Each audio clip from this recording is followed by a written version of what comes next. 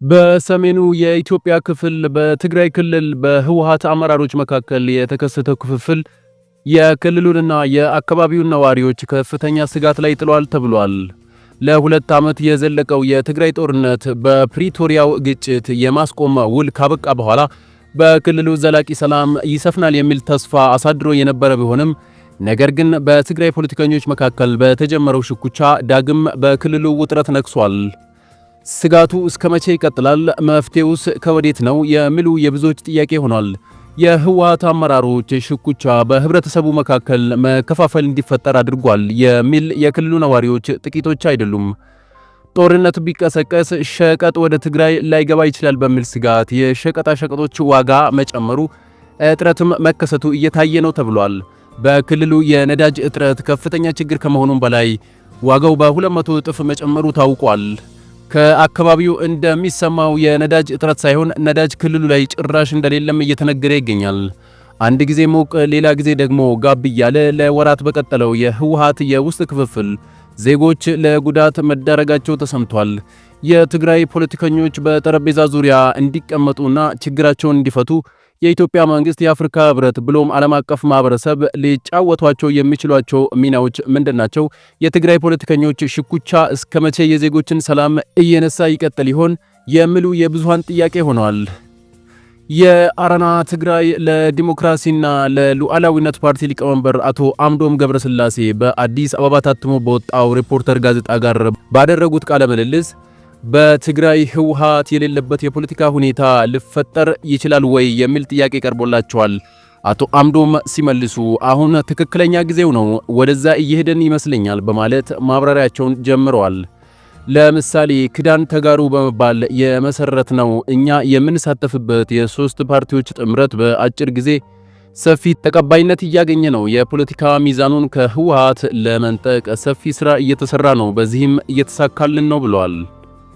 ህወሓት በጦሩ ውስጥ አለኝ ከሚለው ድጋፍ በስተቀር በሌላው መመዘኛ እየተሸነፈ ይገኛል ሲሉ የገለጹት አቶ አምዶም በትግራይ ከህወሓት የተለየ አንድ ትልቅ የፖለቲካ ኃይል እየመጣ ነው፣ በ4 ወይም በ5 ወራት ሰፊ ስራ በማከናወን የፈጠርነው ጥምረት በአጭር ጊዜ ከፍተኛ ተቀባይነት ማግኘት ችሏል በማለት አስረድቷል። በሌላ በኩል ደግሞ በትግራይ ክልል ውስጥ በተቃዋሚነት የሚንቀሳቀሰው ሳልሳይ ወያኔ ትግራይ የህወሓት ወታደራዊ ክንፍ በሰላማዊ ዜጎች ላይ ግድያን ጨምሮ የተለያዩ የመብት ጥሰቶች እየፈጸመ ነው በማለት ክስ መስርቷል።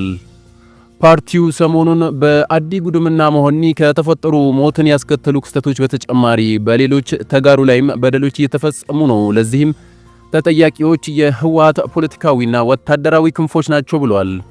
በወቅታዊ ጉዳዮች ላይ መግለጫ ያወጣው በትግራይ በተቃዋሚነት የሚንቀሳቀሰው ሳልሳይ ወያኔ ትግራይ ከጦርነቱ ከፍተኛ ጉዳት ባላገገመችው ትግራይ ለአንድ የፖለቲካ ኃይል ባጋደሉ ታጣቂዎች ከባድ የሰብአዊ መብት ጥሰት እየተፈጸመ ነው ብሏል። ሰሞኑን በአዲ ጉዱምና መሆኒ ከተፈጠሩ ሞትን ያስከተሉ ክስተቶች በተጨማሪ በሌሎች ነዋሪዎች ላይም የተለያዩ በደሎች እየተፈጸሙ ነው ሲል ገልጿል። የእነዚህ ጥፋቶች ተጠያቂ የህወሓት ፖለቲካዊ ክንፍ መሆኑ ደግሞ ለእነዚህ ተግባራት የህግ ማስከበር እርምጃ በማለት ኃላፊነት ወስዷል ያለው ተቃዋሚው ፓርቲው የህወሓት ወታደራዊ ክንፍን ትዕዛዝ ተቀብለው በንጹሃን ላይ እጃቸውን የሚያነሱት ደግሞ ከተጠያቂነት አያመልጡም ብሏል።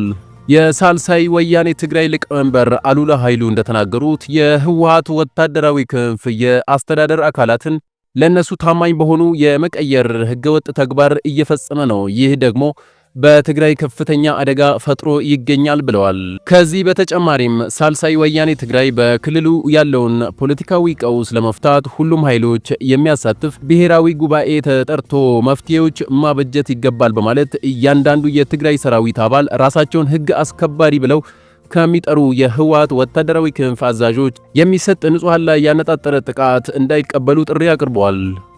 በትግራይ ክልል በተለይም ባለፈው ሳምንት የክልሉ ጊዜያዊ አስተዳደር መፈንቅለ መንግስት ያለውና በታጣቂዎች የተደገፈ የአስተዳደር አካላትን የመቀየር ተግባራት በተለያዩ ከተሞችና ወረዳዎች እየታየ ሲሆን ይህን ተግባር በዶክተር ደብረጽዮን የሚመራው የህወሓት ቡድን ህግ ማስከበር እንቅስቃሴ ማለቱ የሚታወስና በክልሉ አንድነትን ፈጥሮ እየተንቀሳቀሱ ያሉት ፓርቲዎች ድርጊቱን በመቃወም ከህዝቡ ዘንድ ተቀባይነትን እያገኙና በህወሓት ላይ ከፍተኛ ጫና እያደረጉ ነው ተብሏል።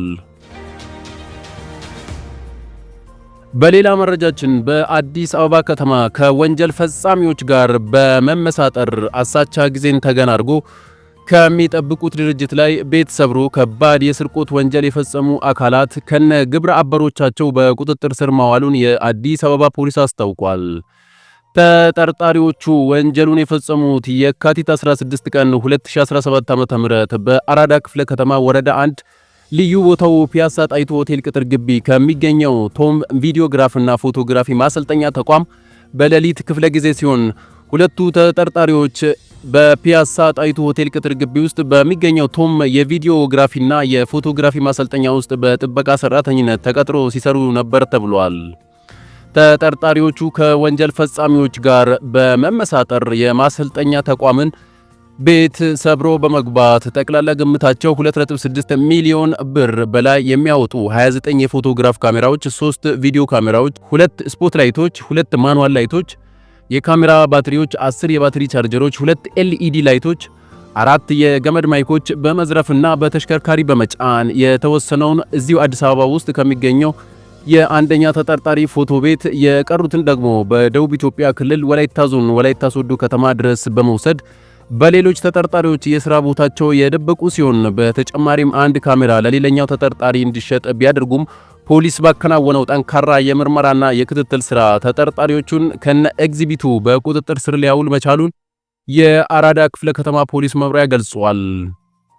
ፖሊስ ተጠርጣሪዎቹን በቁጥጥር ስር ለማዋልና ኤግዚቢቶቹን ለማስመለስ ባከናወናቸው ተግባራት የፌዴራል ፖሊስ ኢንተለጀንስ እና የወላይታ ዞን ፖሊስ መምሪያ ላደረጉት ትብብርም ምስጋና አቅርቧል።